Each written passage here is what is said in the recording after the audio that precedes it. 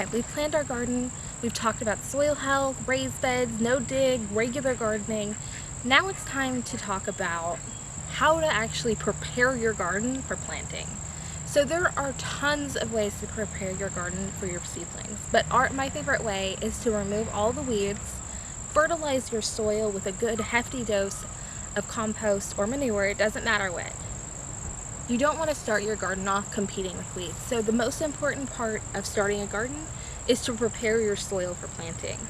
Whether that be tilling, smothering the weeds, as in a no-dig garden, or if you're doing raised beds, now's the time to just remove all of your weeds and fertilize your soil. That's about it for this. It's not complicated. You don't need a bunch of tools. You can even just take a shovel and turn over your soil. There are tons and tons of ways. Prepare your soil for planting. If you're going to be doing a container garden on your porch, this isn't going to matter as much. Just fill your pots up and get them ready.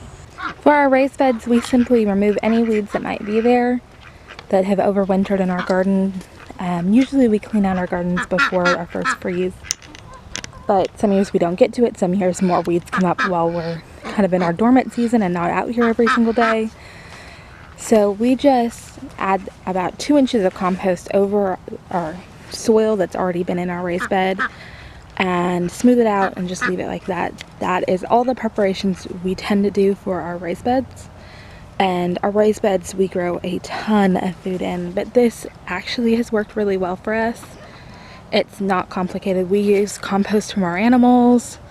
We buy some manure from the store that's been composted down and is ready to use. Our animals don't put off enough to support the garden scale that we have or our fruit trees.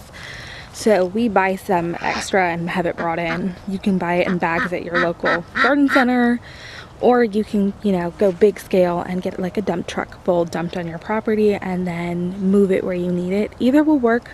Talk to local farms and see if they've got extra manure that they need out of their way.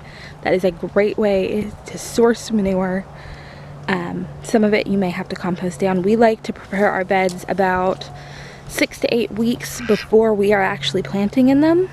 That will give it plenty of time to enrich our soil again, finish composting out the heat, because if your compost is too hot, it'll burn your plants with the extra nitrogen. So about 6 to 8 weeks we'll be planting in these. So it's, mid-late winter right now. Our last frost date is early May usually. So we have been getting our beds all prepared. We like to find nice warm days to do it in the winter and just knock it out and get it done. These will be ready for us to plant in just about 8 weeks now. And these beds actually are going to hold some of our tomatoes.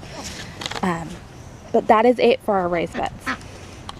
Now I know I said that we weren't going to cover our no-dig beds or how to do them, but I'm going to go ahead and tell you a little bit about how we prepare our in-ground soil. So for our no-dig beds, depending on how much grass has grown up, we add another layer of cardboard to smother any weeds, and then lay about 2 inches to 3 inches of compost over the top. Just like with our raised beds, it's no big deal about where you get it.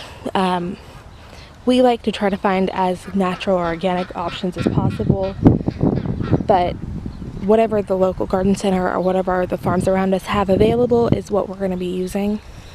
You can also use it from your own compost pile or your own animals. We've got chickens and ducks and just added goats to our menagerie, so we have lots of options. We don't have enough animals to create the amount of compost that we would need for our huge garden. So we do buy packaged manure or have it brought in or get it from our local farms and use that to feed our soil. If you're doing just a tilled garden, skip the cardboard, go straight to tilling this. It's best to do it quite a while before you actually are intending to plant. That will give you a time to till it once, let it sit, get any weeds out of it, till it again. It will also expose any weed seeds to the cold weather that you might still have. You just want to make sure that your soil is dry enough to work and not just soggy wet, because that's just going to cause a nightmare of trouble. You can also use a shovel and just turn over your soil. That will work too. Use a brake to break it up if it's really clotted together. We started using raised beds because our soil was really clay and hard when we moved in.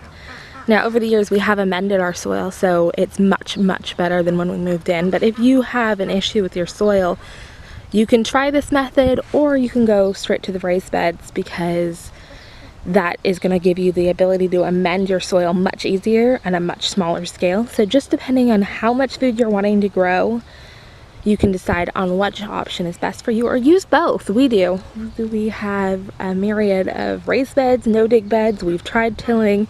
The only reason we really switched from tilling is that our tiller broke, and so we were looking for other options without buying another tiller, and absolutely fell in love with these no dig and raised bed options.